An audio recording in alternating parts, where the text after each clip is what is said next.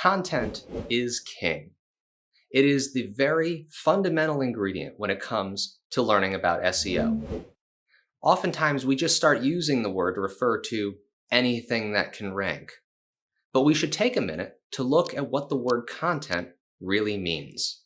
Because once we understand that, we'll understand what it means when we talk about making quality content, which is the most important factor in SEO.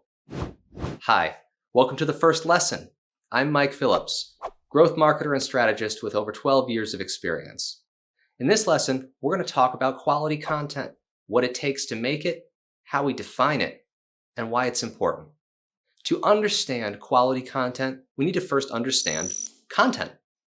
Content as a word, before it was co-opted into a marketing and SEO sense, was synonymous with the word substance. If you said this piece of writing has good content, what you meant back in the day was that it was substantial. It has good substance. It has value. Today, we use content as a shorthand from its origins. You must have substance, quality, and value for your audience for you to have true content. Without those things, you have words on a page, and in essence, it is all filler material. If you are creating something without value, without substance that is relevant to your target market, it's simply an academic exercise and not one focused at achieving a business outcome. In the end, quality content draws in users, it earns their trust, it encourages them to convert, to attain loyalty for you, and ultimately make purchases. That does not happen if you have not given something of substance. So how do we create content that is substantial? We take an audience-centric, a buyer-centric approach. Buyer-centric content is about making your customer feel smart, valued, excited, in awe. These high levels of emotion are very important versus a more passive emotional response where they would consume the content and feel mildly amused versus wowed, or their question was sort of answered versus they learned something groundbreaking.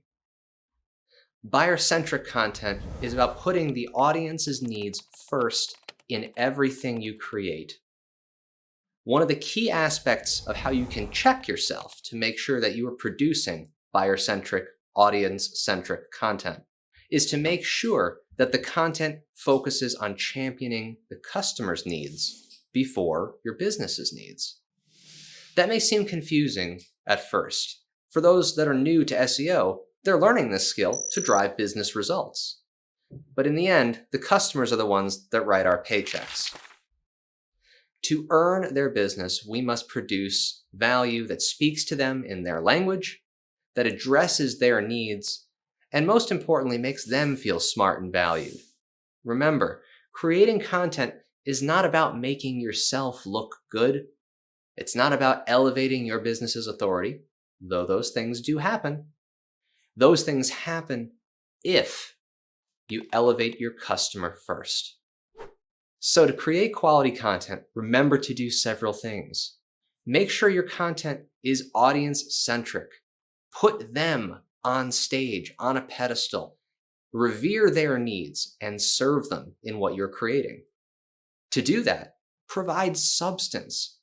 There is no need to simply talk about keywords for the sake of talking about them if you are not adding real material value based on your customer's genuine needs.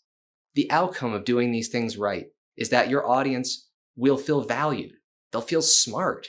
They'll feel heightened emotions, positive ones that are associated with your brand. In the end, the content you make needs to make your customer feel smart, not make you look smart.